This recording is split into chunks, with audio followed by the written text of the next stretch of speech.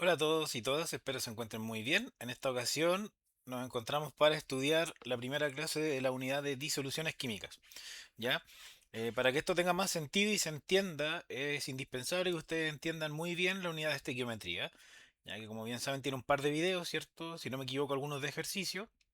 Y hay que entender muy bien el concepto de la transformación de masa a moles, por ejemplo, ¿ya? Que es la famosa igualdad maestra de la que hablábamos en esos videos y manejarlo muy bien. Entonces el tema de sacar masas molares, convertirlas va a ser súper importante para esta unidad. No tan así para esta clase, probablemente que es más conceptual, pero la siguiente, que será de unidades de concentración química y física, es más numérica, es de sacar reglas de tres.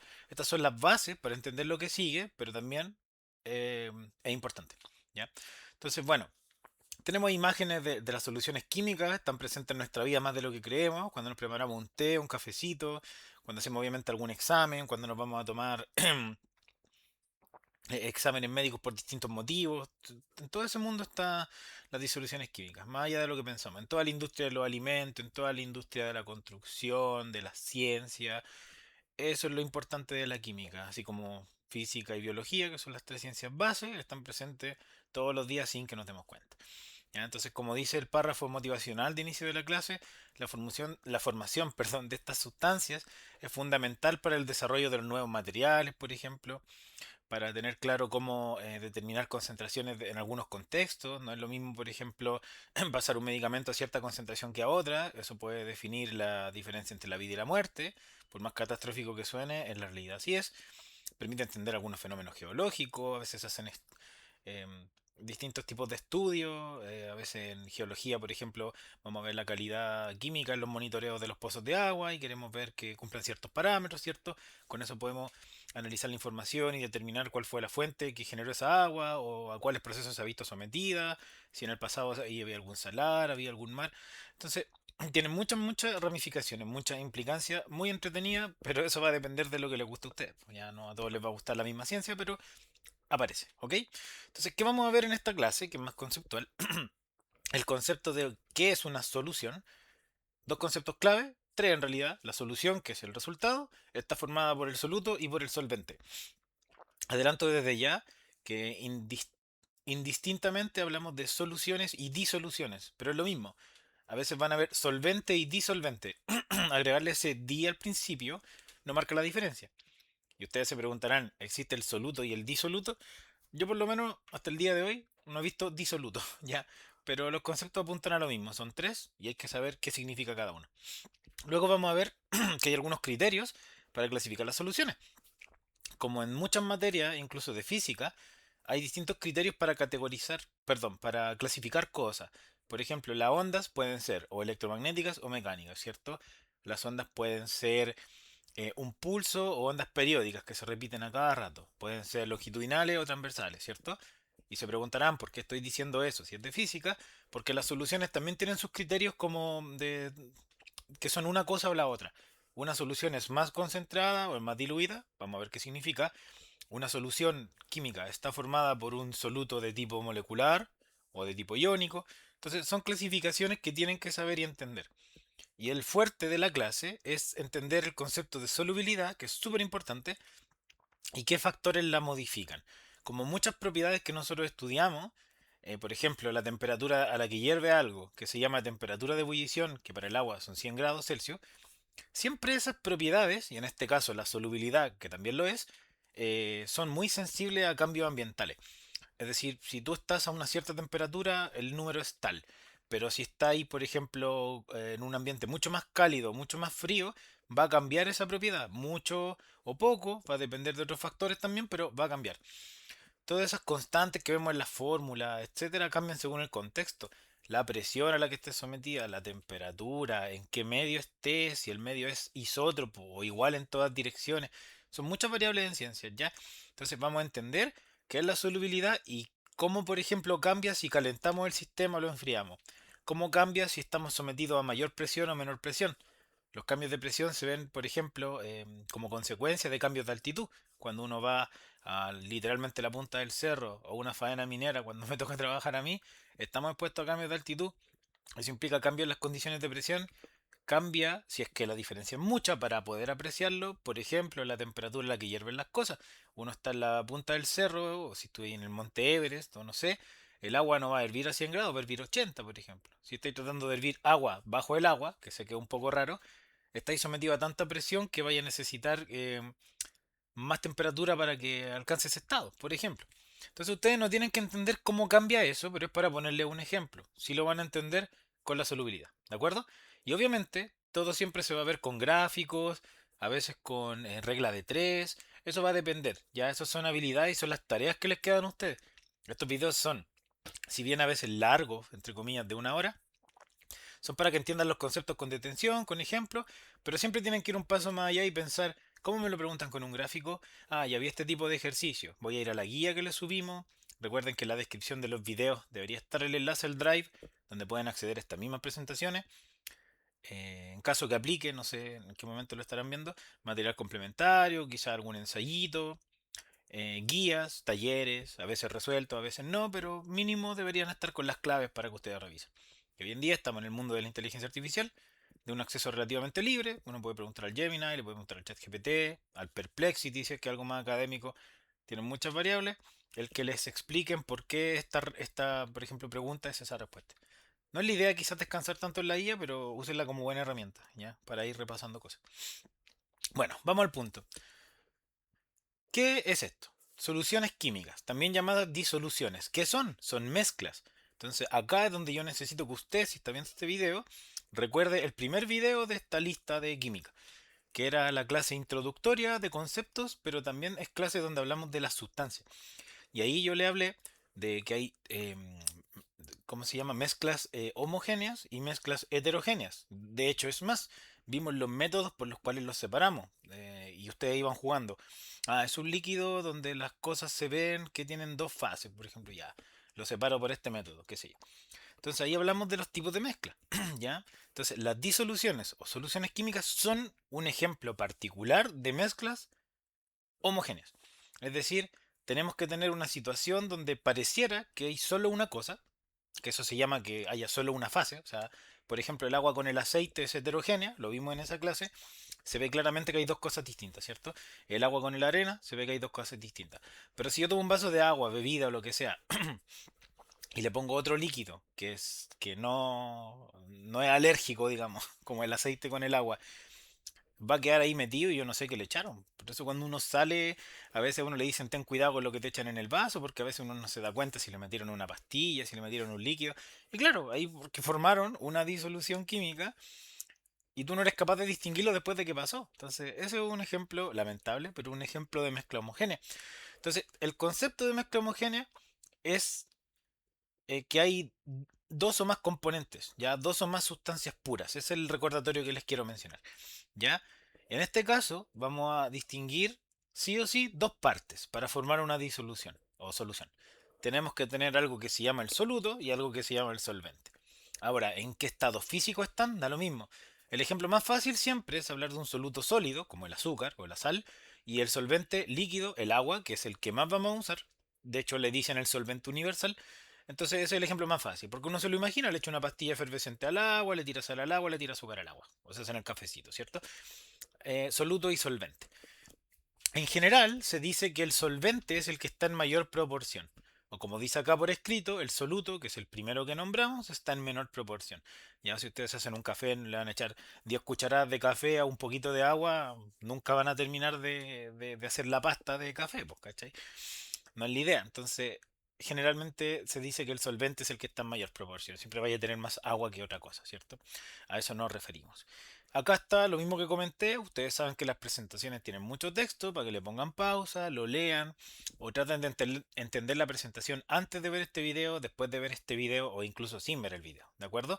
Así que quédense con esa idea. La disolución es una mezcla homogénea. A simple vista no deberías cachar que hay algo ahí más de una cosa, pero tiene que haber dos o más sustancias puras. Ya no puedo ser solo agua, porque eso no es una solución. ¿Ya? Eso no es una mezcla. Recuerden la primera clase. Entonces ahí tenemos el ejemplo, el soluto sería el azúcar, el solvente sería el agua, y aquí viene el proceso. Al entrar en contacto los dos empiezan a pasar a desencadenarse una serie de procesos que a veces pasan muy rápido, A veces pasan muy lento, a veces pasan de forma inducida, metiéndole la cuchara, a veces pasa de forma espontánea o forma natural, que es como una representación de cómo ocurren las reacciones químicas en la vida. Todas las reacciones químicas que ocurren tienen una velocidad, tienen ciertas condiciones, y eso lo estudia la rama de la cinética química, ya incluso la termodinámica, que ya no están evaluando ni en electivo ni en química común, ¿de acuerdo? Entonces, todos esos datos se los menciono para que ponga esto en contexto, quizás lo va a estudiar alguna vez en su vida y entendamos las bases, ¿ya? Pero para efectos PAES, por ahora, solo hemos visto que la disolución es una mezcla homogénea entre dos o más sustancias puras y tiene dos componentes. O sea, puedo tener cinco sustancias, pero independiente de eso hay dos tipos de cosas. Hay algo que es el solvente, que generalmente va a ser el agua, y el soluto puedo tener cuatro solutos. Si quieren pueden tener cinco, seis, siete. ¿Ya? Pero dos clases de cosas, el soluto o los solutos y el solvente. Puedo tener más de un solvente, si me preguntan a mí no tendría mucho sentido. Entonces, ¿qué está sucediendo? Supongamos un ejemplo sencillo de un soluto y un solvente. El azúcar en el agua caliente. Ya. ¿Qué es lo que sucede? Primero, recuerden que estoy mezclando dos sustancias puras distintas. Por un lado tengo simplifiquemos el azúcar a glucosa, ya C6H12O6, y H2O que es el agua. Dos sustancias puras distintas entran en contacto físico, ¿cierto? ¿Qué sucede? Primero, tienen, por los factores de temperatura, porque entran en contacto, qué sé yo, tienen que separarse las partículas. Recuerden que podemos hablar de partículas para modelar la situación, pero si quieren hablen de moléculas. Tengo que romper esos enlaces entre todas las moléculas de glucosa que tienen tomadas la mano entre sí, pum, y al mismo tiempo, más o menos, se están rompiendo esas interacciones o enlaces intermoleculares entre las moléculas de agua, ¿ya? Y dependiendo, como dije, de la velocidad, de bla, bla, bla, bla, bla, se van a empezar a formar estas asociaciones o enlaces intermoleculares, ahora sí, entre la glucosa y el agua. Se van a empezar como a aglomerar, entre comillas. Y ahí voy a formar la solución. Ojo, no significa que estoy formando un compuesto nuevo. No estoy generando una reacción química, eso es súper importante. Aquí no estoy transformando la naturaleza de la sustancia. El azúcar en contacto con el agua va a seguir siendo azúcar y el agua va a seguir siendo agua. Ya, por lo menos para el ejemplo que estoy dando. Por eso es muy importante entender que la estequiometría, que es lo que vimos de reactivo limitante, contemos los átomos, todo eso, ahí, reacción química, se rompen los enlaces dentro de cada molécula. Rompo el hidrógeno con el oxígeno, rompo el carbono con el oxígeno, rompo los enlaces covalentes, rompo los enlaces iónicos. Si bien no enseñamos enlaces, son eso lo que rompo. Acá yo le estoy diciendo, no, los separáis cada individuo, pero no lo estáis quebrando por dentro, ¿cachai? Espero haberme explicado. Que ahí se puede perder un poco el ritmo, pero es importante esa explicación. Ya, entonces, vamos a seguir entendiéndolo con la clase. Si fue muy rápido, si no lo entendieron, tranqui, hay más oportunidades. Entonces, las soluciones son de muchos tipos, combinaciones casi infinitas, se pueden clasificar de muchas maneras. Ya, pero súper importante, no la confundan con mezcla. La disolución, o sea, si es una mezcla, es un tipo especial de mezcla, solo un tipo especial de mezcla homogénea. ¿Ya? Entonces, como siempre, dejamos láminas complementarias que yo no voy a leer ni detallar al detalle, valga la redundancia, perdón, pero les pueden servir de apoyo. Entonces, acá dice que qué características tienen las soluciones, que son lo que ya venimos comentando hace creo que como 10 minutos, ¿ya? Tienen un soluto y un solvente, estas mezclas homogéneas que se llaman soluciones químicas se pueden separar por métodos que ustedes ya conocen, dependiendo de la naturaleza que tenga, qué sé yo. Se pueden separar por destilación, se pueden separar por tamizado, ¿cierto? Un montón de conceptos que vimos. ¿Ya? En realidad son las mezclas. Bueno, acá hay algunos ejemplos. Ya tenemos una disolución de gas, que es el aire. El aire es una disolución, una mezcla homogénea, porque yo veo el aire y veo, a menos que esté muy con smog y otras cosas, el aire es aire. Ya, pero en el fondo es una mezcla que tiene oxígeno molecular, que tiene nitrógeno, que tiene y algunas concentraciones de otros gases, muy baja concentración. Ya, pero sería una mezcla de solutos gaseosos. Ya, eso. El oxígeno en el agua, la sal en el agua, la plata en el oro, por ejemplo, sería un tipo de disolución. Otro ejemplo tenemos las aleaciones. Ya, por ejemplo, el bronce sería una aleación, si no me equivoco, de cobre con estaño, que son dos metales, son dos sólidos que los funden y ahí hacen el bronce. Ahí tienen otro ejemplo. Tienen también el acero, que si no me equivoco es hierro y 2% de carbono, que le da esa estructura más particular, más maleable, pero a la vez resistente. Tienen antes cuando ponían implantes dentales u otros arreglos de ese tipo, intervenciones, suena más quirúrgico, ¿cierto? Usaban algo que era la amalgama, pero si mal no recuerdo creo que tenía trazas o cosas, trazas es como una cantidad pequeña, para que no entendamos. Mercurio o algo que era un poco tóxico, que parecía que te quedaba como la muela así como con lata, así como con hierro. ¿Ya? Entonces, en el mundo siempre se han usado las disoluciones químicas. Ahí tenemos otro ejemplo, ya que pueden ser entre diferentes estados. ¿Por qué les menciono esto? Aparte de ser un complemento, es para que pongan la materia en contexto y digan, oye, esto no es solo azúcar con agua todo el rato, porque es el ejemplo que más voy a usar, ya, sino que tienen todas estas variaciones. El cobre estaño, que es lo que yo les dije, ya, el nitrógeno en el aire, agua con alcohol, hierro con mercurio, qué sé yo. Entonces, si están un poco perdidos, les ayudo con un mapa conceptual o también les recomiendo ver el primer video de la clase 1, como les había mencionado, pero igual aquí hacemos un pequeño recordatorio para echarle una manito, ¿ya? Las sustancias puras, que ya las comentamos, el agua es una sustancia pura, la glucosa es una sustancia pura, se pueden mezclar de cierta forma. A veces están juntos pero no revueltos y a veces están juntos pero revueltos, ¿cierto? Que es lo que habíamos conversado en esa oportunidad. Entonces, ahí distinguimos dos tipos de mezclas según cómo juntes dos o más sustancias puras. Entonces, tengo las mezclas homogéneas y las heterogéneas. Las más fáciles son las heterogéneas porque a simple vista se nota que hay más de un tipo de cosa, entre comillas, ¿ya? Entonces hay dos o más sustancias, pero como dice ahí, no están vinculadas químicamente. No hay una afinidad que hagan que parezca que es solo una cosa, sino que son más de una. Ya agua con aceite, distintos tamaños de piedra, roca, cereal con pasas, qué sé yo. Y mezcla homogénea, como hablamos en esa clase, sal con agua, ¿cierto? Donde yo, si lo revuelvo mucho, salvo la turbidez quizá, no voy a distinguir qué es lo que hay. El acero, el aire, el tecito. ¿Ya? Entonces, si tuviera que ponerle un cuadro conceptual es este, se lo tienen que saber, no, por favor, pero para entenderlo, ya, la materia es uniforme en todas partes, no, es una mezcla heterogénea, hay diferencia. ¿Se ve igual en todas partes? Sí, es homogénea. Y ahí hablamos de mezclas, de sustancias. Este cuadro se puede ver al revés, ¿ah? Yo lo partiría como sustancias. Tengo las sustancias puras y tengo las mezclas. Entonces, por eso no está escrito en piedras, ¿ya? Es para ayudarle. Otro ejemplo de las soluciones, por ejemplo, la sal SNaCl es un compuesto porque está hecho de más de un tipo de átomo, sodio y cloro, ¿ya? Sal con arena es claramente una mezcla porque son dos cosas distintas, es heterogénea porque la puedo apreciar a simple vista, etcétera. Entonces, hay muchos conceptos que no tienen como se dan cuenta que memorizar, sino que entender cómo aplicarlos. ¿Qué significa homogéneo? ¿Qué significa heterogéneo? ¿Qué es una mezcla? ¿Qué es una sustancia pura? Que lo vimos en la clase 1 y lo acabamos de recordar. ¿Ya? Así que recordar que las disoluciones, que es lo que estamos aprendiendo hoy día, es un tipo particular de mezcla homogénea. Bueno, ¿qué pasa? A ver si me siguieron el ritmo con lo que está pasando con los componentes de soluto y solvente, como el ejemplo del agua con el azúcar.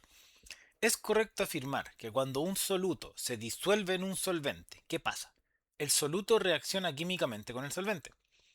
Se rompen las interacciones intermoleculares entre los grupos soluto-solvente.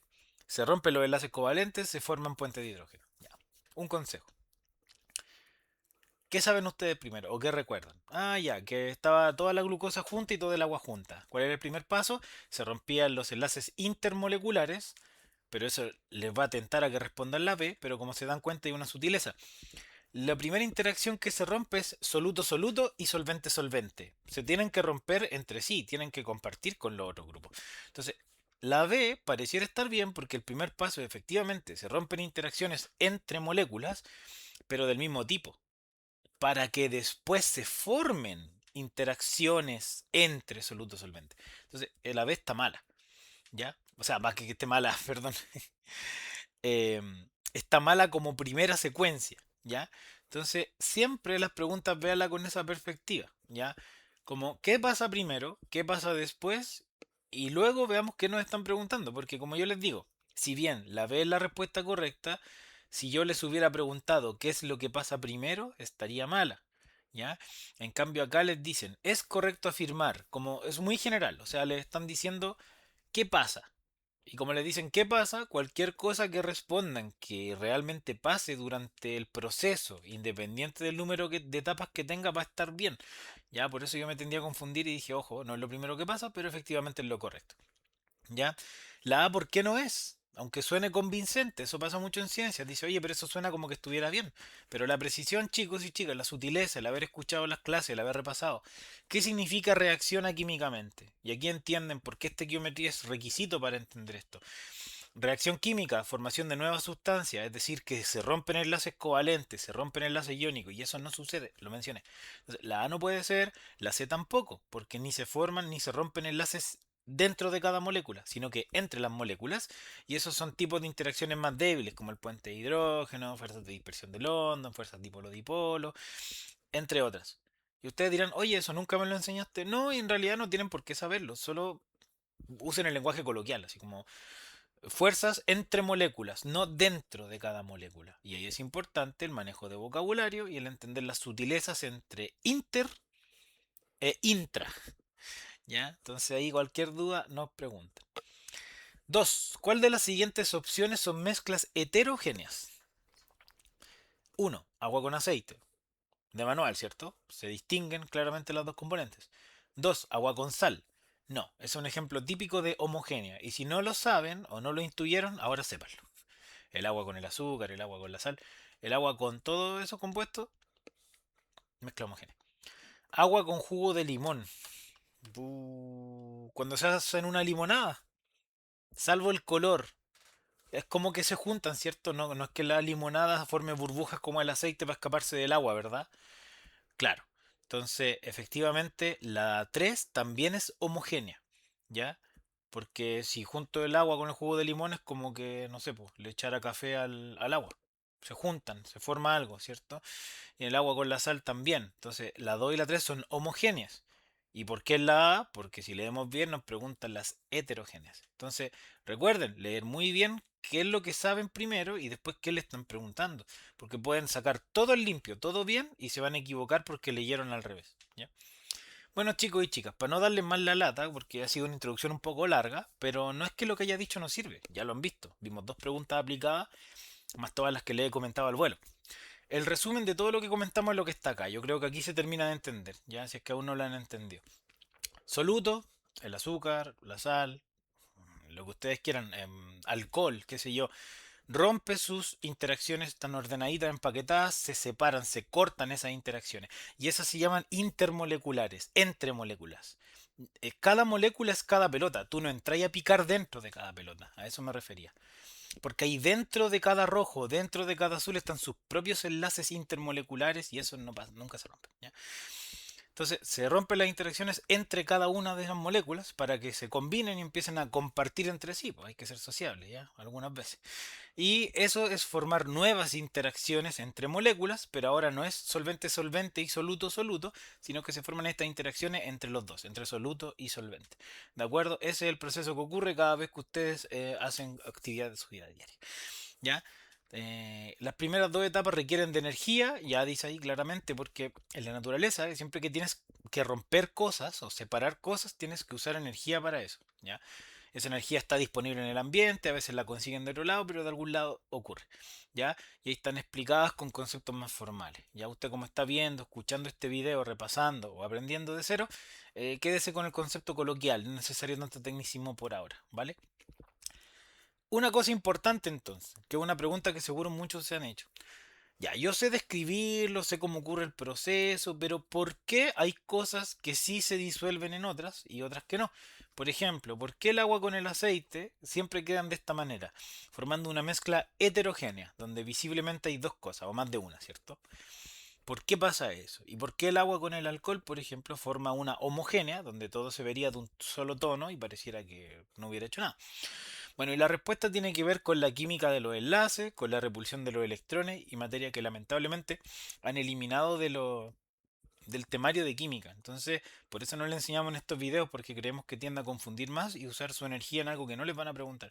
¿Es bacán? ¿Les sirve para entender esto? Sí, pero en algo práctico no. Pero de modo simple es que digamos que hay cierta incompatibilidad, ¿ok?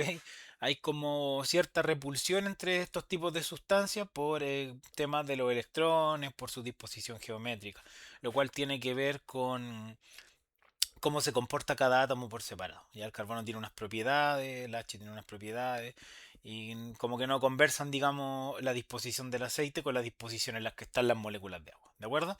Así que por ese motivo, que no vamos a entrar a picar aún en más detalles, pero igual les comenté que era repulsión electrónica prácticamente, se forma esta barrera, ya esta famosa interfase, que es el límite entre dos medios, que es un concepto que han visto incluso en ondas en física.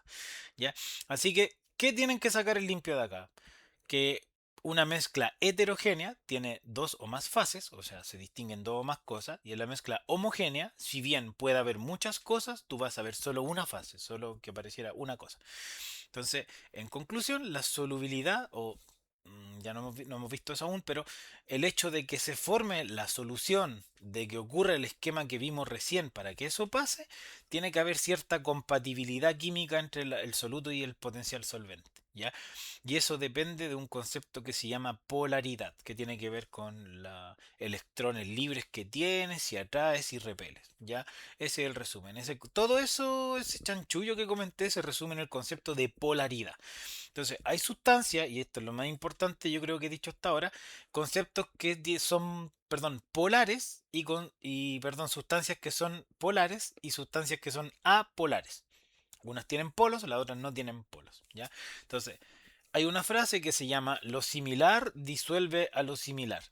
Entonces, lo polar se suele, siempre hay excepciones, pero en general se suele disolver con lo polar y lo que es apolar se suele disolver con lo que es apolar. Y ahora su pregunta será, ¿cómo yo sé que algo es polar o apolar? No hay un método directo más que la memoria y la experiencia.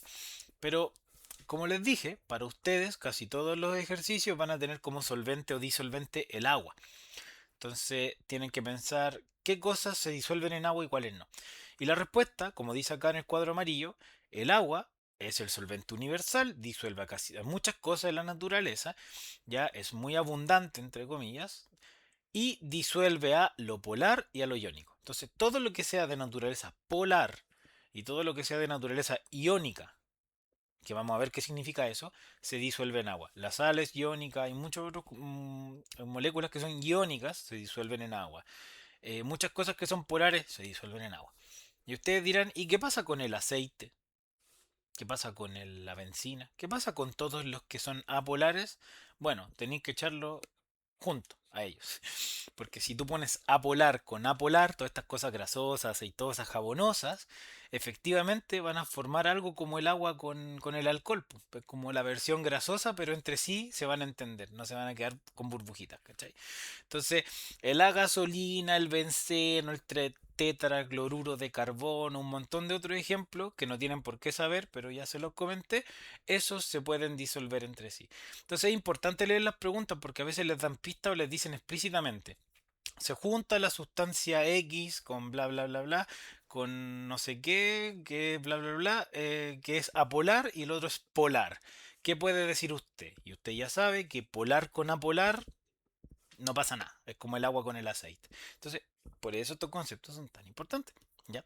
Entonces, ya entendiendo toda la base de cómo más o menos operan las disoluciones químicas, voy a ver cuánto tiempo llevo, 28 minutos, estamos en condiciones de clasificar a las soluciones químicas. Entonces, las soluciones, estimados y estimadas, las podemos clasificar con tres criterios principales. Son más o menos los mismos que los de la onda en física.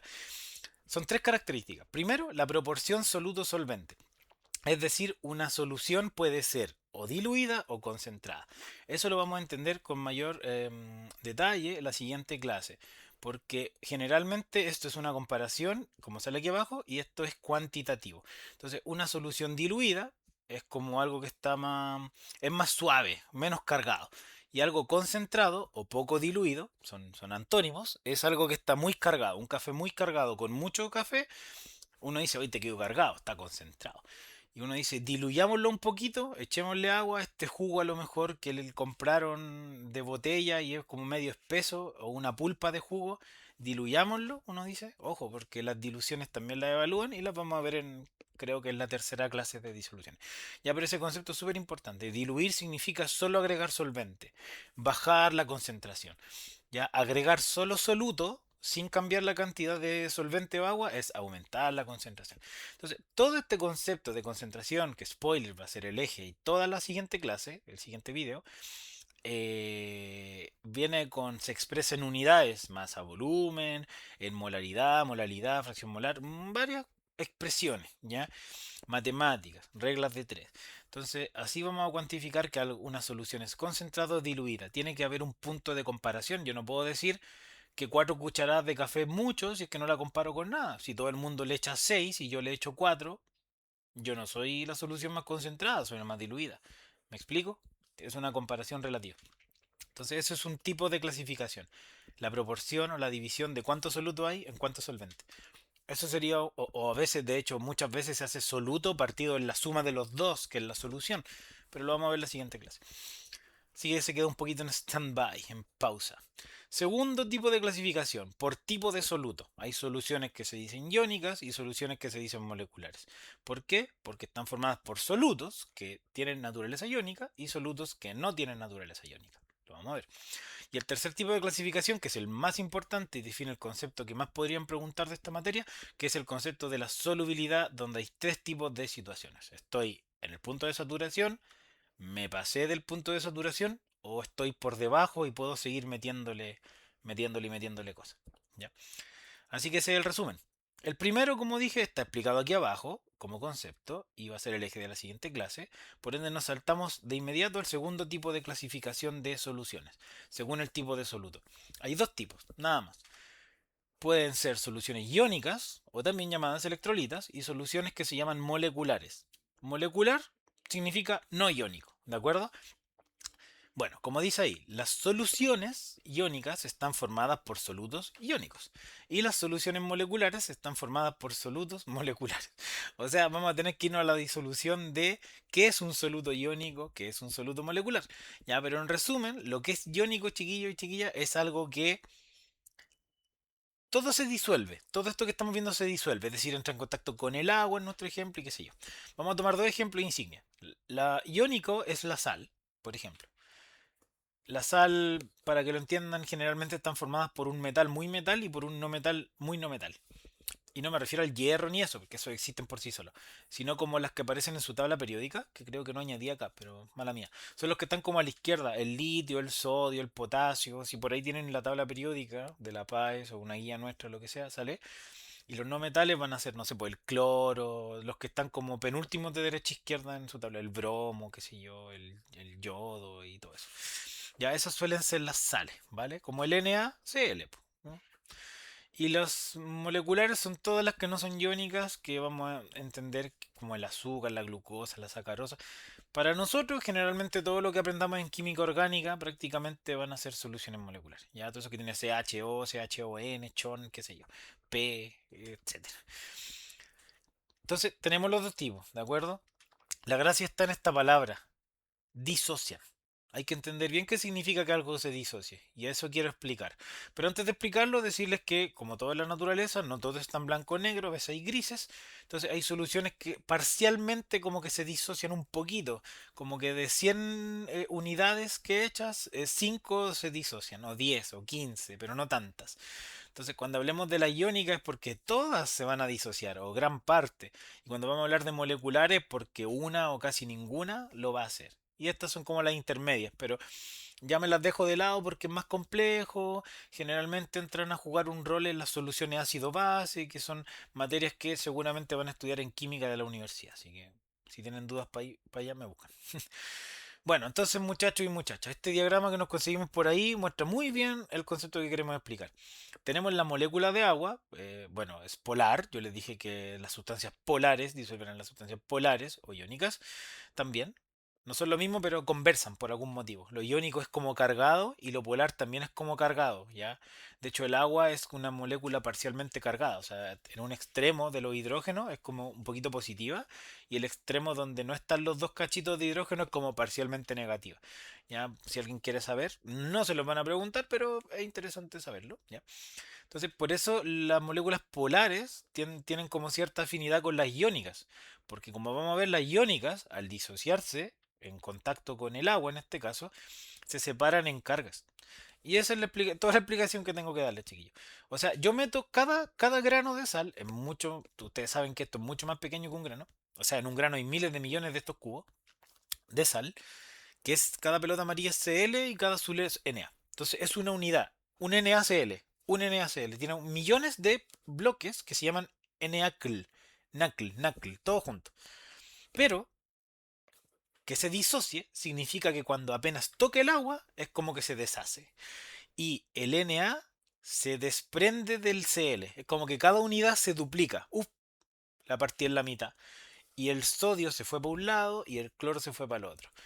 Y como eso sucede, por temas que no pudimos enseñar porque ya no lo están evaluando, se van con carga. Una se va con carga negativa y la otra se va con carga positiva. Ya el metal por lo general se carga positivamente y el no metal negativamente, ¿de acuerdo? Pero fuera de eso, eso significa disociar. Algo que era neutro, como la sal, entró en contacto con el agua y ahí se separó en cargas.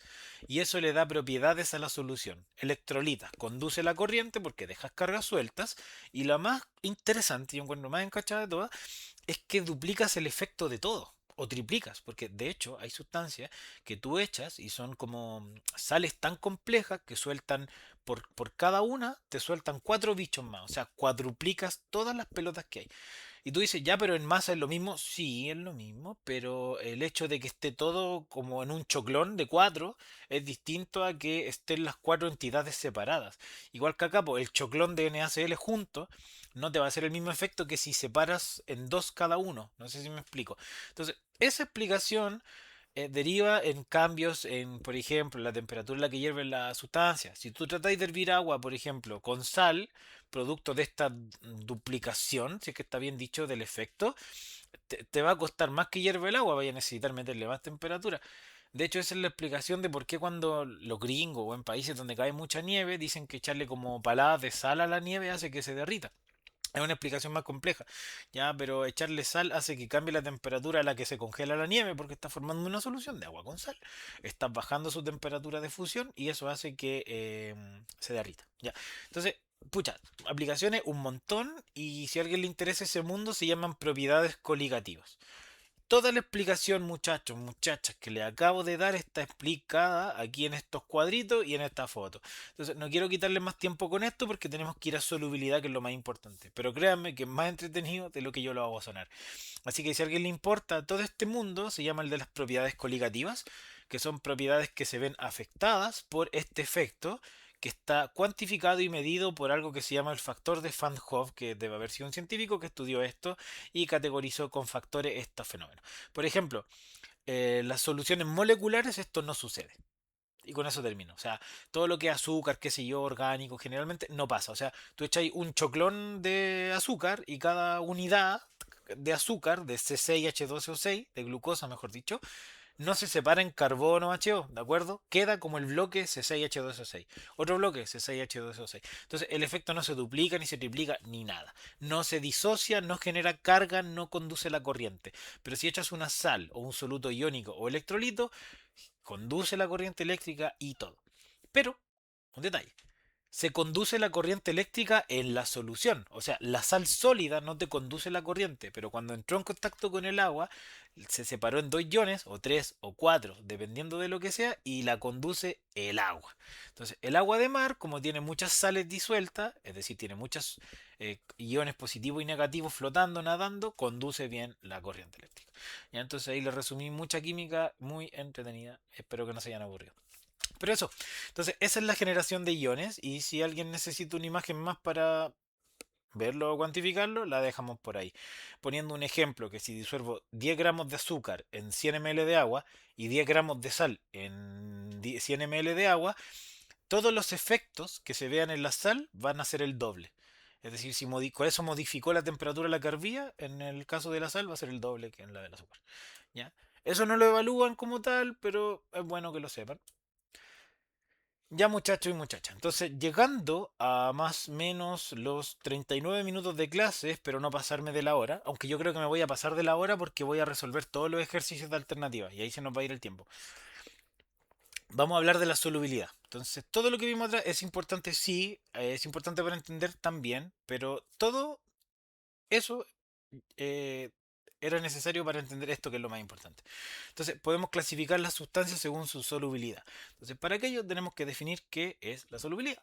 Como dice ahí, la solubilidad es, formalmente, la cantidad de soluto, o sea, de cuánto puedo echar en una determinada cantidad de solvente. O sea, para que lo entendamos. Es con cuánto café puedo cargar ese vaso de agua, esa taza.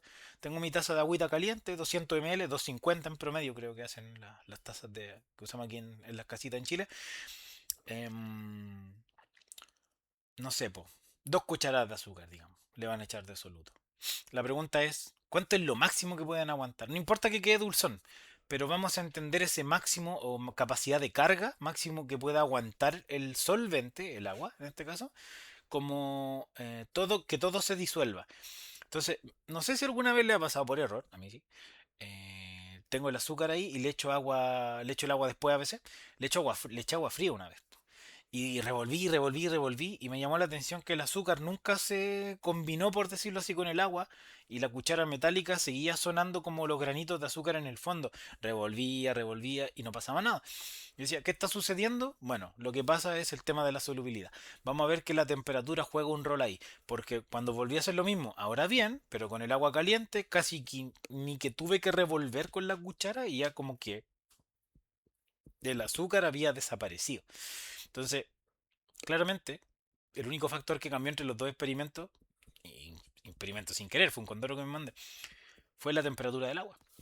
Entonces, la solubilidad se ve afectada por la temperatura, y ese es el ejemplo más claro. Entonces, ustedes dicen, chuta, a lo mejor creía que la máxima capacidad que me aguantaba el agua eran 2 cucharadas. Pero con el ejemplo del agua caliente me quedó claro que quizá eran 3 o quizá eran 4. Ya. Entonces, cada solvente, a ciertas condiciones, como dije, de presión, de temperatura, ¿ya? Tiene esta capacidad de cuánto soluto te aguanta, 10 gramos, 20 gramos, 15, etcétera. ¿Ya? Esa capacidad es la solubilidad. La puedo entender como un concepto y la puedo entender como un número. No sé, el agua 25 grados, 100 ml me aguantan 15 gramos de azúcar. Ya, perfecto. Y a eso le vamos a llamar el punto de saturación. Es decir, que una solución va a estar en la condición saturada cuando estoy justo en el máximo. Le echo un grano de azúcar más, no se disuelve. Le echo un grano de azúcar menos, me queda espacio para echarle el último. No sé si me explico. Entonces ahí tengo la condición insaturada, que es estar bajo el máximo. La condición saturada, eché la máxima cantidad de soluto que podía. Y la condición sobresaturada, que es donde ya te pasaste y todo lo que echaste de exceso va a precipitar, decantar, como le quieras llamar, y a concharse en el fondo. Básicamente eso es lo que significa. Y eso es lo que está explicado aquí, estimados y estimadas. Solución insaturada, se disuelve más soluto, puedo meterle más. Solución saturada, no se disuelve más soluto, estoy justo. Si le echo el siguiente cubo, como acá, ya no se disolvió, me pasé. Y la sobresaturada ya se pasó, por lo tanto, si le sigo echando, más se va a pasar, más me va a sobrar. Si lo quiero entender no con un esquema, sino con palabras, por ejemplo, dice acá, la solubilidad del agua, que es el solvente, para la sal de mesa, es 20 gramos de sal de mesa cada 100 ml a 25 grados Celsius. Entonces, no se desesperen, es fácil de leer. Significa que 100 ml del solvente, del agua, a esa temperatura me aguanta como máximo 20 gramos de NaCl. Eso significa. Y ahí les van a hacer la pregunta, ¿y si le echo 25? Bueno, te pasaste por 5 y 5 no se van a disolver. Y si le echo 15, bueno, se va a disolver todo, pero aún le puedes seguir echando. Por lo tanto, estás insaturado. No has llegado al máximo. ¿Ya? Eso. Entonces, en base a eso se definen estas tres situaciones. Y como dice acá, hay que estar súper atenta a los ejercicios. El primer paso siempre va a ser conocer la solubilidad. Con el número o con palabras. Ya que tú sepas cuál es la máxima capacidad y después analizas en qué situación te pusieron. ¿Te pasaste? ¿Estás ahí en el máximo? ¿O puedes seguir echándole? Y así se resumen todos los ejercicios de solubilidad. Aquí les dejo para que vayan soltando la manito con el inglés, si ya están más capos. Ejemplo de una animación donde te habla de una limonada con azúcar insaturada, dice, el soluto disuelto, o sea, el azúcar, está bajo el punto de saturación, por lo tanto puedo disolver más. More can dissolve. Saturado, el soluto disuelto está justo en el punto de saturación, no se puede disolver más. Y sobresaturado, o bueno, aquí en inglés es super saturated, perdón por la pronunciación, ¿no? Se me soltó un poquito la lengua. Ya, entonces la solución sobresaturada ya dice que el soluto disuelto está sobre, above, el punto de saturación, por lo tanto, todo el soluto que ya me sobró, más lo que estoy echándole, que es más todavía, se va a juntar al fondo. Va a precipitar, va a decantar, se va a conchar en buen chileno. ¿Ya? Bueno, y con ese concepto tan simple y tan bonito que es la solubilidad, vamos a ir terminando esta parte. ¿Ya? Preguntas intermedias, porque igual hemos hablado de muchas cosas, entonces para que vean cómo las preguntan, ¿ya? A partir de la regla básica en la cual se basa la solubilidad, es decir, lo semejante disuelve a lo semejante. ¿Qué puedo deducir? A. El agua es capaz de disolver todo tipo de solutos. ¿El aceite lo puede disolver? ¿Los apolares los puede disolver el agua? No. B. Un disolvente polar disuelve compuestos polares. Excelente. Sí, lo similar disuelve lo similar. Polar, polar. Polar disuelve iónico. Sí, porque lo iónico tiene carga, lo polar es como cargas parciales. Sí, van de la mano. ¿Ya? Ahí ustedes vean su autoevaluación. ¿Por qué descartan todas las demás menos la B? Y si no, vuelvan a esa parte del video. Ejercicio 4. A una cierta temperatura, ¿cómo se llama la solución que tiene la máxima cantidad de soluto que puedo disolver que es capaz de disolver una determinada masa de solvente? ¿Cómo se llama ese tipo de solución donde ya está disuelto el máximo? Estoy en el punto máximo. Lo vimos recién, se llama solución saturada. Está en el punto de saturación. Ahí dice claramente, contiene la máxima cantidad de soluto que es capaz de disolver. O sea, ni más ni menos. Y ahora sí, vamos terminando la clase por fin entendiendo qué factores modifican la solubilidad. ¿Se acuerda que antes habíamos puesto el ejemplo que está acá en el cuadro amarillo con letras rojas de que para el agua, para 100 ml de agua a 25 grados, por ejemplo, si fueran 1000 ml tenéis que multiplicar por 10, es proporcional, ya lo vamos a ver. Son 20 gramos por cada 100 ml de agua. Una proporción 20 es a 100 o 2 es a 10, 1 es a 5. ¿Ya? Esa es la proporción si quieren ponerse matemático. La pregunta es, ya, si tengo 100 ml de agua, puedo echarle como mucho 20 de sal y llego al punto de saturación, ¿de acuerdo? Ni más ni menos. Eso es a 25 grados Celsius, más o menos temperatura ambiente de un día de primavera. Yo digo, ¿y qué pasa si estoy en condiciones casi cero? O estoy como en el desierto del Sahara a 60 grados, 65, dependiendo de qué tan caliente esté el suelo. Esto va a aumentar, va a disminuir esa capacidad que tiene el agua para aguantar esta sal, porque va a depender de cada sustancia, así como el roce en física depende del tipo de superficie.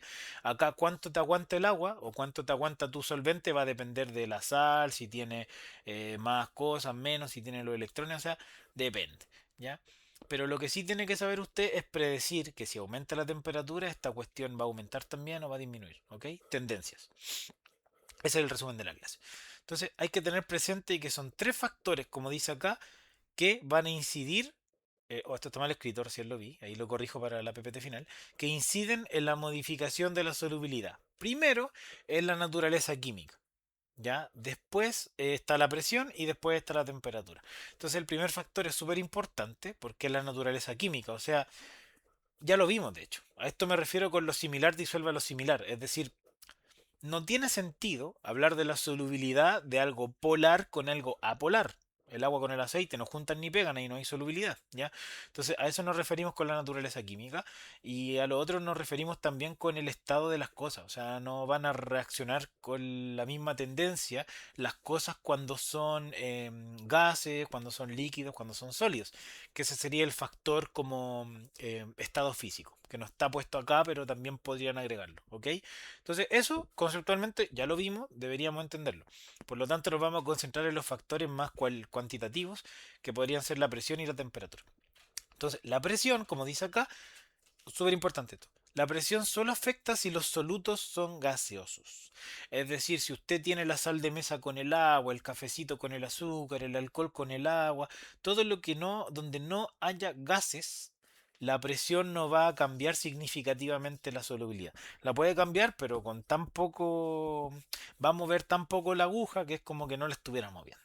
Entonces, al final, si les preguntan la solubilidad del agua para sólidos, si le quiero meter sólidos o líquidos, ¿va a importar la presión? No, la presión solo va a importar cuando tienes solutos gaseosos. Como sale acá, ¿cuál sería la explicación? En el recipiente de la izquierda, que dice equilibrio dinámico, tenemos la solubilidad de un soluto gaseoso, que pueden ser las burbujas de una bebida, y la bebida, que es el solvente, digamos, el agüita de la bebida, entre comillas, que es aquí se ve de color azul, ¿ya? Si yo aumento la presión, eso implica que disminuye el volumen, estoy como bajando un émbolo de una jeringa, ya estoy como forzando, confinando esto, y eso fuerza a que las partículas de soluto tienen que entrar sí o sí en el agua, por la razón o la fuerza. Así que eso aumenta de por sí la capacidad. O sea, sí o sí van a haber más disueltas. Es como un poco rara la explicación, pero eso implica, ¿ya? Entonces solo pasa en gases. Y ustedes dirán, ¿y por qué si yo bajo esta jeringa y el soluto es líquido o sólido no sirve? Porque la presión se ha estudiado que es ayuda a comprimir los gases. Los líquidos y los sólidos son prácticamente incompresibles a estos efectos. Y no me refiero a los sólidos como esas prensas hidráulicas que aparecen en TikTok, YouTube o Instagram que destruyen las cosas. No, estamos hablando de este efecto. ¿Ya? Así que resumen, chiquillos y chiquillas, la presión no afecta de forma significativa la solubilidad. Ni de solutos sólidos ni líquidos, solo gaseosos. Y ustedes se preguntarán, ¿y cuál es la tendencia, profe? Bueno, en general, porque siempre hay excepciones, como dice ahí, a mayor presión, es decir, en este gráfico me muevo hacia la derecha en el eje X, fíjense cómo pasa en el eje Y, aumenta. O sea, la solubilidad de un gas suele aumentar si aumenta la presión. ¿Qué es lo que pasa acá, po? Si tú aumentáis la presión, estáis aumentando la capacidad del solvente líquido, en este caso, a que retenga más gas. Lo estáis forzando, lo estáis metiendo a la fuerza a la botella.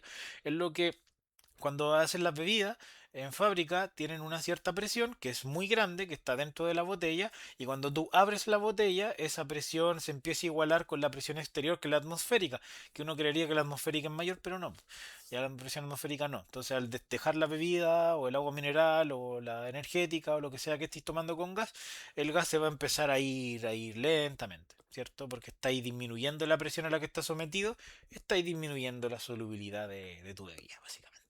Ya, pero si la pusiera ahí en un medio con mucha presión, poder lograr que las burbujas que están como entre la tapa y la superficie de la bebida reingresen y quede más con gustito mejor. ¿Ya? Ahí tienen la aplicación perfecta. Así que el ejemplo típico de esto, repito, son las bebidas. Y ahora vamos a ver el factor que quizás más les van a preguntar. Les van a preguntar por la presión, ¿cierto? Pero también les pueden preguntar por la temperatura. Y la temperatura sí es importante porque afecta a todas las sustancias. O sea, aquí ya no va a haber mucha distinción entre los gases. ¿Ya? Entonces, de hecho, como la temperatura es la única que afecta a todos, no como la presión, hay que distinguir dos casos. Los solutos que son gases, como ya vimos, y los solutos que son líquidos y sólidos. Los vamos a meter en la misma bolsa porque reaccionan más o menos parecido. Es decir, el ejemplo del agua con el azuquita, el agua con la sal y del agua con más cosas líquidas como alcohol van a tener el mismo comportamiento, más o menos. Entonces aquí está el spoiler. En los gases, ¿qué pasa si yo caliento una bebida? Va a tender a disminuir su solubilidad del soluto gaseoso. En cambio, si caliento ya una solución con un soluto líquido sólido aumenta su solubilidad. ¿Cómo lo van a recordar? De la siguiente manera y créanme que no se les va a olvidar más. Por ejemplo, soluto gaseoso.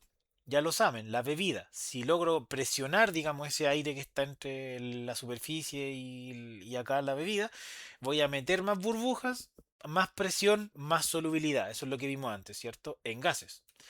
Pero ¿qué pasa con la temperatura? ¿Más temperatura significa más solubilidad si el soluto es un gas? No. ¿Por qué? Porque estáis calentando la bebida y eso implica que le estás dando más energía cinética a las partículas de gas y esas moléculas o partículas de gas van a tener la suficiente energía para escaparse y superar esta fuerza que está aquí en la superficie y volatilizarse. Ya eso lo inventé, fue muy coloquial, pero es para que se entienda la idea, ¿de acuerdo? Así que básicamente si calientan una bebida va a quedar así como muy fea y sin gases. Así que ese que sea su ejemplo para recordar, porque repito, no les van a poner estos ejemplos extremos, casi ridículos que pongo yo exagerados, pero se los van a poner con nombres formales. Les van a decir, al aumentar la temperatura de una solución que tiene el soluto gaseoso, va a disminuir su solubilidad, correcto. Pues estáis calentando la cuestión, estáis haciendo que el gas se fugue, por lo tanto hay menos gas. Más temperatura, bajaron los gases que habían dentro de la solución, menos solubilidad. Y viceversa, por supuesto. Si enfriaras, bueno, el gas se te fue, pero supón que tenía una forma de recuperarlo. Si lo enfriáis, va a volver a entrar. ¿Ya? Y en el caso de los líquidos y los sólidos estimados para ver la tendencia de la temperatura, simplemente recuerden su confiable ejemplo del tecito, el cafecito que se hacían cuando iban o están yendo actualmente a clases del preu.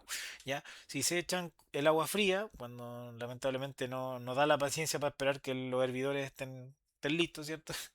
Va a estar el agua un poco más tibia o más fría, les va a costar, les va a quedar el azúcar aconchada y si está recién hirviendo, casi que se queman, les va perfectamente a disolver el soluto.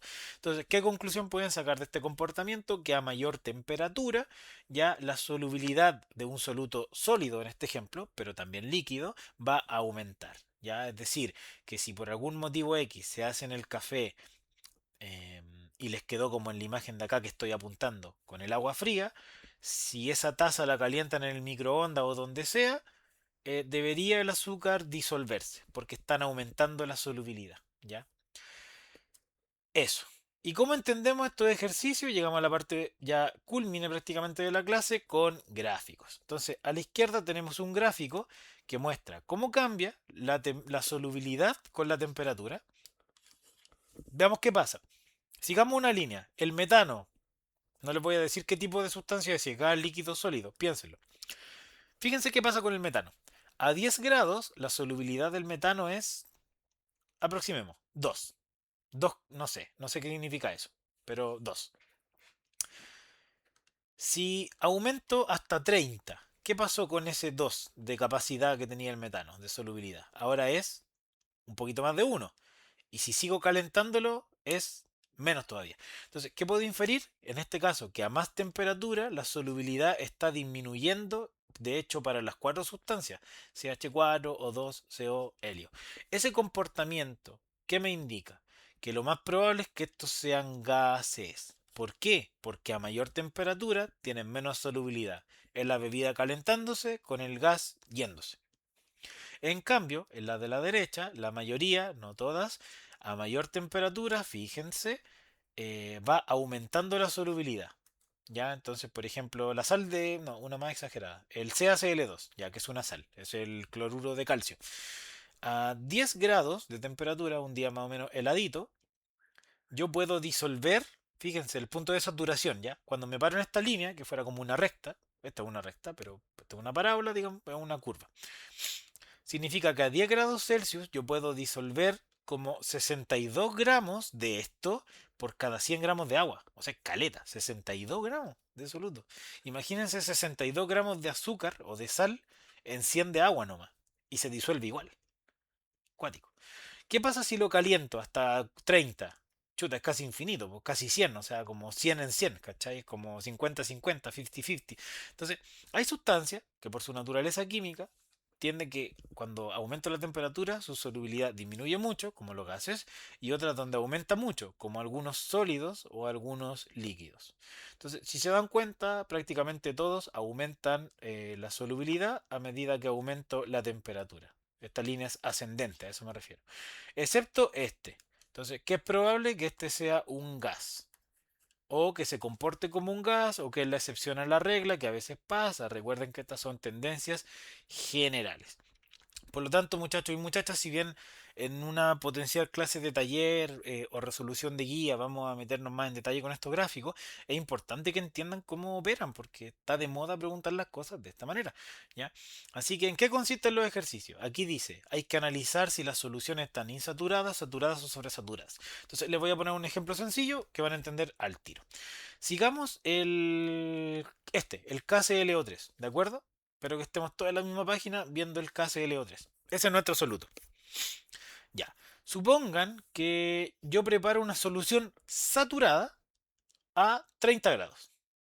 O sea, estoy acá. Estoy a 30 grados y estoy en el punto de saturación, que en el gráfico significa que estoy encima de la línea que estoy viendo, ¿ok? Estoy justo acá. O sea, ¿qué quiere decir? Que con 30 grados soy capaz de disolver 10, en el eje, gramos de la sal. O sea, a 30 grados Celsius disuelvo 10 gramos de la sal por cada 100 gramos de solvente. ¿Ya? Esa digamos que es la solubilidad. Yo les pregunto, ¿qué pasa, chicos, si es que yo caliento esto hasta 60 grados? Ustedes me dirán, bueno, voy a seguir teniendo 10 en 100. Eso es cierto. Vas a seguir teniendo 10 en 100 porque yo no te dije que le echaras más. Te dije qué es lo que pasa. Entonces se van a mover por esta línea y van a decir, estoy acá. O sea, estaba saturada tu solución y por el hecho de calentarla, es decir, moverse horizontalmente hacia la derecha en el gráfico, estás acá. Pero a esta temperatura tu curva de saturación cambió y está por acá. O sea, ¿qué quiero decir con esto? Que a 30 grados, si metía los 10 gramos, estaba en el punto de saturación justo. Si metía más, me pasaba para arriba de la línea, lo cual es sobresaturado. Si echaba menos de 10, estaba bajo la línea, estaba insaturado. Entonces esta solución es saturada, ¿cierto? Pero si la caliento, el punto queda aquí, a los mismos 10, pero 60 grados, ¿de acuerdo? Pero fíjense cómo la curva cambió, la capacidad aumentó. Entonces, si yo quisiera saturar la solución, debería haberle echado como 22 más o menos gramos. Pero como sigo teniendo 10, estoy insaturado. Más o menos así se mueven los ejercicios. Les pongo otro ejemplo, el Nano 3. Ya, supongamos que es una solución saturada a 20 grados. Aquí, aquí. Y ahora resulta que yo la enfrío. Entonces me muevo horizontalmente hasta acá. Por lo tanto, el punto nuevo está acá. Y ese punto, a esa temperatura, quedó por sobre la línea de saturación. Es decir, estaba justo saturado. La enfrié, ¿cómo quedó? Sobresaturado. Entonces, más para la gente quizás que eligió química, puede que le hagan esos jueguitos de gráficos, de moverse, qué sé yo. Entonces, si te dicen se enfría, se calienta, toma el punto donde estáis, muévete a la izquierda o a la derecha, y después di, ya, a esta temperatura estoy sobre la línea, bajo o encima. Y es tan simple como eso. Entonces, depende del ejercicio, ¿ah? Hay muchas opciones, muchas variantes, pero de eso se trata. Entonces, con eso en mente hay un ejercicio de desarrollo que acá nos muestra un gráfico. Se los voy a comentar de manera muy rápida. Mi recomendación es que traten de hacerlo ahora, pónganle pausa y vean cómo les va, ¿ya? Pero lo explico igual. Tengo tres sustancias que tienen la siguiente tendencia. Ustedes deberían poder predecirme qué es lo que va a pasar. Vean qué pasa. A mayor temperatura, es decir, si me muevo hacia la derecha, ¿qué pasa con el valor del eje Y? Para ver eso tienen que pararse sobre una línea. Por ejemplo, sigue siempre encima, el dedo encima de la línea roja y di ya, a los 20, ¿cuánto te da acá? 30. A los 40, ¿cuánto te dio? 60. A los 80, 160. Es decir, a medida que aumentaste la temperatura, ¿aumentó la solubilidad? Sí. Y ahí te preguntas, ¿en qué tipo de soluto ocurre eso que a más temperatura, más solubilidad? Ah, es como el ejemplo del café con el azúcar. Entonces el soluto podría ser un sólido o un líquido. Ese es el tipo de conclusiones que usted tiene que sacar. Ver los ejes, pensar, ya. Esa, ¿ya? Entonces, ¿qué es lo que está pasando? Al aumentar la temperatura, aumenta la solubilidad en general de las tres sustancias, de la verde, del azul y de la roja. Una más rápido que otra, sí, pero todas aumentan. ¿Cuál es la sal más soluble a los 20 grados? Una pregunta muy fácil, porque usted separa los 20 grados y ve lo siguiente. A los 20 grados, ¿cuál es la más soluble? ¿Qué significa ser soluble? La que aguanta más soluto, más solubilidad. Ah, claro, pues la verde, que la verde a 20 grados me aguanta un poquito más de 60 gramos de soluto. La roja me aguanta unos 30 y la azul 20 justo, más o menos. Entonces, ¿cuál es la más soluble? El bromuro de potasio. Profe, ¿cómo sabe que la verde se llama bromuro de potasio? Porque está acá. ordena de forma creciente. Creciente significa de menor a mayor, de chico a grande. Las solubilidades a 40 grados. Lo mismo, chiquillo. A 40 grados. ¿Cuál es la solubilidad más chica? Esta, después la roja, después la verde. O sea, una pregunta fácil, fácil. Bueno, para resumir, porque sé que igual la clase es larga y todo lo demás, pero esto es lo más importante, las disoluciones las puedo clasificar con muchos criterios, diluida concentrada, que lo vamos a ver más en la siguiente clase, según el tipo de soluto, el iónico, este que formaba, se dividía en 2, en 3, ¿cierto? El NaCl, qué sé yo, o molecular, y lo más importante es la clasificación en base a solubilidad. Ya dependiendo de dónde esté la línea, encima, sobre o bajo a cierta temperatura, puedo estar saturado, puedo ser una solución sobresaturada o una solución insaturada. Y ahí están los monitos que explican las tres. ¿Qué factores inciden en la solubilidad? Un resumen que es opcional, repito, es complemento a todo lo que vimos, a todos los cuadros de texto que están escritos. La temperatura, vimos las tendencias. La presión, vimos que solo afecta a los solutos gaseosos y vimos la tendencia. Y bueno, ¿qué otros factores? El estado de la sustancia, si las revuelvo más o las revuelvo menos, pero el 3 y el 4 son factores mucho menos importantes. Ya. Así que con eso en mente, tratemos de terminar los ejercicios, que si no me equivoco son hasta el 10, así que nos queda la mitad. ¿Cuál de los siguientes enunciados es correcto con respecto a la solubilidad? De todo lo que hablamos de solubilidad, veamos que es cierto. La temperatura facilita el proceso de disolución.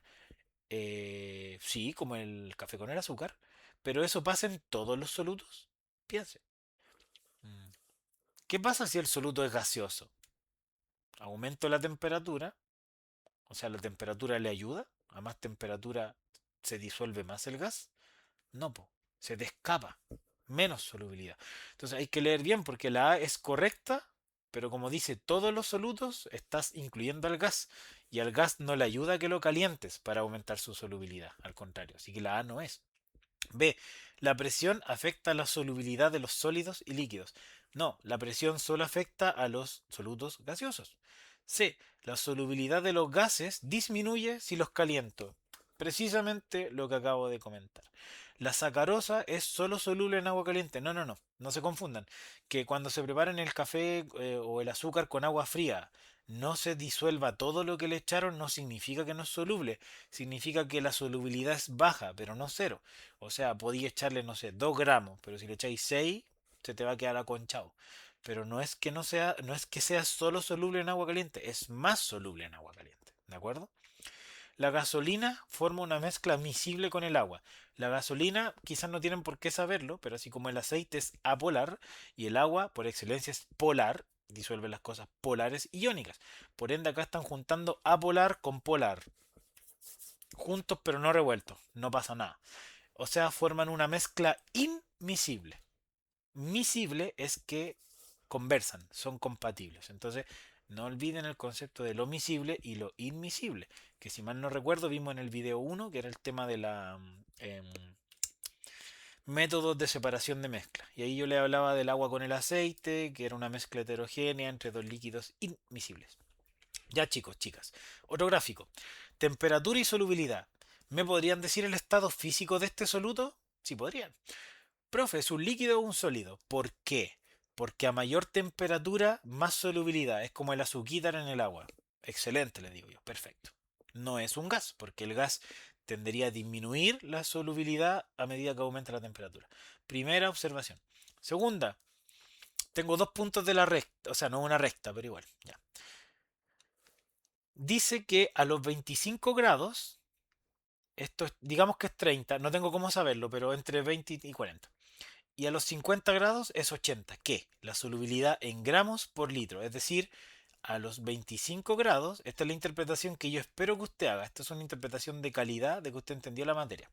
A 25 grados significa que puedo disolver más o menos 30 gramos de soluto en un litro de solvente.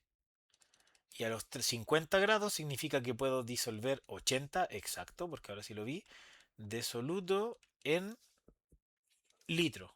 Asumo que de solvente, generalmente es solvente. Eso es todo. Tengo Al enfriar, ya, pero antes de pensar en los movimientos laterales, que son los que les expliqué en el gráfico, primero veamos dónde estamos en el gráfico. Estamos arriba de la curva de saturación, abajo ya. Entonces, tengo una solución saturada, es decir, estoy encima de la línea negra gruesa, sigo la trayectoria, saturado, punto de saturación. ¿Pero a qué temperatura? A 50, muchachos. Entonces, yo parto el ejercicio acá. Estoy saturado a 50 grados, es decir, tengo 80 gramos. Aquí estoy. Espero que eso se haya entendido. Si no, repasen hasta que lo entiendan. Ya, entonces ahora viene lo entre comillas difícil. Eso era lo más fácil. Se enfría. Es decir, ustedes se van a mover solo lateralmente. Van a variar solo la temperatura. No le echaron ni le quitaron sustancia. Me enfrío hasta 25. O sea, tengo que desplazar este punto hasta chocar con los 25, que es por acá. Aquí queda, ¿de acuerdo? Esto es lo que está pasando. Este es el punto final. ¿Y cómo es esto? Oh, el punto de saturación a esta temperatura es solo 30. Entonces, yo tengo 80. ¿Qué va a pasar con estos 50 de diferencia? Como ahora la solución quedó sobresaturada, sobre la capacidad máxima de esta temperatura, estos 50 gramos van a decantar, precipitar. Entonces, tengo una solución saturada, el máximo posible, ni más ni menos, pero como la enfrié, su capacidad disminuyó mucho, pero no puedo eliminar materia, pues entonces como disminuyó la capacidad, no aguantó al enfriarse y soltó 50. Ese es el esquema. Y este ejercicio ya es entre comillas un poco más de difícil. Requiere más destreza, más comprensión. Entonces, no digo que los que son de física o biología no lo vean, pero si se marean, no se traumen tampoco. Es más probable que le aparezca a sus compañeros que eligieron química. Pero aún así necesito que todo el mundo lo vaya entendiendo. Siguiente pregunta. La siguiente tabla presenta valores de solubilidad a diferentes temperaturas. Entonces, ahora nos pasamos a la solubilidad como proporción. Se dan cuenta, no todo lo preguntan con palabras, pero todo lo que conversamos los lleva a entender esto. Debería. ¿Qué dice la tabla? Siempre que tengan una tabla, traten de predecir la tendencia o cachar lo que está pasando. Tengo la solubilidad de dos sustancias distintas, el KBr y el KI. Todo son gramos de soluto en 100 gramos de solvente, o sea, lo mismo que vimos nosotros, ¿ya? Temperatura va aumentando. ¿Qué pasa con la solubilidad? El KBr, a medida que aumenta la temperatura, va aumentando, de acuerdo. Y el KI, a medida que aumenta la temperatura, va aumentando, ¿cierto? Ya. Entonces, los dos son sólidos, los dos son líquidos, qué sé yo. Saqué todo el jugo que pude. Vamos con las preguntas. De acuerdo con la tabla, ¿cuál de las opciones presenta una clasificación correcta para los dos sistemas? Ah, chuta, ya. Sistema 1. Tengo 100 gramos de soluto de KBr en 100 gramos de agua. Chuta, de solvente, ¿cierto? De agua. A 80 grados. Entonces, como le da la temperatura, esto es como el gráfico, pero en tabla, ¿vale? Tienen que buscarlo en la tabla. A 80 grados, chicos. A 80 grados el KBr. O sea, a 80 grados el KBr estoy acá. ¿Qué significa esto? A 80 grados la tabla me dice que puedo disolver como mucho, es decir, punto de saturación o solución saturada, si tengo 100 gramos de esto en 100 gramos de agua o de solvente. ¿Y qué es lo que me dieron? 100 gramos en 100 gramos. O sea, justo me dieron la cifra saturada. La capacidad que me da la tabla para este soluto a esa temperatura es 100 en 100. ¿Y cuánto me dieron? 100 en 100. Por lo tanto, el sistema 1 está saturado, justo en el máximo. Y ahí ya el la C o la D. Así tienen que pensar estas preguntas. Y esto es más de moda, ¿eh? Ya está más de moda esto. Ya, vamos con el siguiente. Sistema 2, 190 de KI a 20 grados Celsius. Ya, entonces, a 20 grados Celsius, el KI me está diciendo que puedo disolver como mucho 145 en 100 de agua. ¿Y cuánto me dio el sistema? 190 en 100 de agua. O sea, mi capacidad era 145 en 100 de agua, a esa temperatura, y acá me dieron 190. O sea, me pasé, po. Es decir, estoy sobre la línea de saturación si fuera un gráfico. Es decir, esta solución es sobresaturada, muchachos y muchachas. Y de hecho ustedes me pueden decir cuánto precipita. La diferencia entre 190 y 145. 45 gramos se aconchan y quedan abajo. Este es el análisis de calidad que yo espero que se pueda hacer. ¿Ya? Bueno, esta pregunta no es tanto de esta clase, pero es algo que preguntan recurrentemente en química y no nos hemos hecho cargo como explícitamente en ninguna. Quizás en la primera había un ejercicio, que son los puntos de ebullición y fusión. Yo les dije que el agua suele hervir a 100 grados y congelarse a cero. Entonces yo les digo, si yo tengo agua a 120, ¿en qué estado de la materia está? Y ustedes dicen, ya, el punto de ebullición es donde paso de líquido a gas. Y la temperatura de congelación es donde paso de sólido a líquido. Entonces, si yo tengo el agua a 120, estoy por sobre la ebullición, es decir, pasé y ya soy gaseoso. Ese análisis, ya herví. Ese es el análisis que hay que hacer en esta pregunta, pero los números no son tan fáciles. Entonces, simplemente un tip para los que se quedaron hasta acá, porque esta pregunta es transversal en química. La sustancia Q, por ejemplo, se congela a esta temperatura. Y esta es la temperatura de ebullición o la que hierve, si quieren ponerle una palabra formal. Entonces, por ejemplo, si tengo algo que esté a menos 256, que es estar entre estos dos valores, ¿cierto? Entre menos 256 y 53, estoy en estado líquido. Eso es lo que les quiero decir. Este es el punto al que hierve algo y el punto al que se congela algo. Si estoy entre los dos, soy líquido. Si superé o soy un número más grande que la temperatura a la que algo hierve, soy gaseoso. Y si estoy bajo la temperatura a la que algo se congele, más helado, soy sólido, obviamente. Entonces, con eso en mente, podrían leer la pregunta y deberían llegar a la conclusión que la respuesta es la Q. ¿Ya? Pregunta, ¿qué elemento es un gas a 25 grados Celsius? Esto ignórelo porque es la presión y el ejercicio tiene presión constante, si no es imposible de hacer. ¿Ya? Entonces, tienen que buscar 25 grados. ¿Qué cosa es un gas a 25? ¿Qué sustancia puede ser un gas? La sustancia que esté a más temperatura que su temperatura de ebullición. ¿Y cuál es la única que tiene una temperatura de ebullición más baja que 25? La cupo. Si ustedes están a menos 252, menos 250, menos 100, todos los números que sean mayores que este, siempre va a ser gas. Por eso la pregunta era fácil, pero tenían que entender los conceptos, ¿ya? Y todo, por ejemplo, a 25 grados, el compuesto, el elemento R, J, T y X, todos eran sólidos, porque 25 grados está por debajo del punto de congelación de todas las otras sustancias. Entonces, ese tipo de pensamiento, que lo pueden ir puliendo desde ya, se lo recomiendo porque es muy, muy útil. Ya, vamos terminando entonces. Las soluciones saturadas de un sólido en un líquido, o sea, sal con agua, azúcar con agua, ¿son inestables? No, porque eso depende de otros factores. ¿No pueden insaturarse? Sí, sí se pueden insaturar.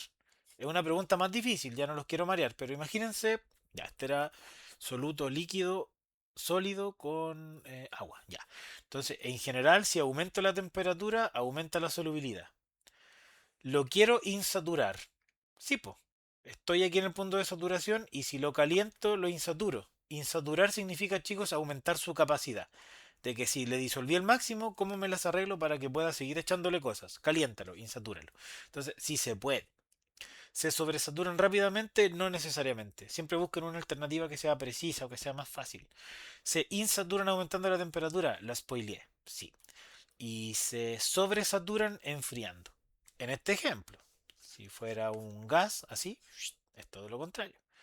Si estáis acá y me lo calentáis, lo estáis sobresaturando porque vaya a quedar encima de la línea. Si lo enfrías, vas a quedar por debajo de la línea. Me lo insaturas. Entonces, estas preguntas de se insatura aumentando suelen ser muy complejas porque hay que dibujar el gráfico, hay que imaginarse los desplazamientos laterales. Entonces es un poquito obsoleta la pregunta, pero es para ver si entendieron. ¿Ya? Y la última, una solución formada por sal y agua. ¿Cómo la puedo saturar? O sea, ¿cómo puedo llegar al máximo? Si la enfrío, si le echo sal, si le evaporo. Ya, entonces, obviamente, si la quiero saturar, estoy asumiendo que no estoy en ese punto. ¿Ya? Entonces ustedes dicen, ya, sal con agua, lo mismo que vimos antes, temperatura y solubilidad, supongamos que es así. Em, Supongamos que estoy bajo el punto de saturación. ¿Cómo puedo llegar a esa línea? Si la enfrío o si le agrego sustancia. Entonces, si la enfrío, si le agrego sustancia. ¿Y por qué evaporar el solvente me sirve? La dejo pendiente, pero tiene que ver con la dilución. Yo les dije que para bajar la concentración de algo le echo agua. Bueno, para aumentar la concentración de algo o la proporción soluto-solvente le puedo quitar el agua. Eso va a hacer que proporcionalmente la cantidad de sal aumente y proporcionalmente vaya quedando más cargada, ¿cachai? Podío, eso. Generalmente es añadirle soluto, pero si no puedes añadirle soluto, le puedes sacar solvente para que proporcionalmente haya más soluto. Y esa pregunta también es compleja y un poquito más elaborada. Ya, así que, nos quedan dos preguntas. Bueno, pero se las dejo de tarea, porque ya son análisis de gráficos un poco más complejos. Creo que llevamos como 1 hora 10, 1 hora y cuarto, y ya son preguntas mucho más técnicas. Entonces, esta pregunta, que es un grado técnico mucho mayor, no imposible, pero quizá para los puros de química diría yo, para los otros creo que ya fue suficiente, es la D. Y esta pregunta sí que yo creo que es bastante más evolucionada en cuanto a que es más compleja. Ya no que no la puedan hacer ni les tenga fe, no, no, no. Pero ya hemos visto tantas cosas, a esta altura el cansancio es más grande, que es mejor verla cuando quieran repasar o cuando ya entiendan todo, todo y hayan hecho todos los otros ejercicios por su cuenta. Ya no lo quemen, traten de hacerlo y convénzanse de que esta es la C y la 11 es la D. ¿Ya? La dejo pendiente. Espero que se haya entendido la idea. Pero aún así, si no le quiero quitar piso a esta clase, pero la de unidades de concentración, que es la siguiente, de molaridad, molaridad, etcétera, esa es mega, hiper, ultra importante. Así que esa sí que la tienen que entender y no se la pueden perder. ¿La pueden entender sin haber visto esta? Quizás sí, pero idealmente que se queden con conceptos de esta clase es importante. Muchas gracias por ver y cualquier duda vamos a estar atentos como siempre.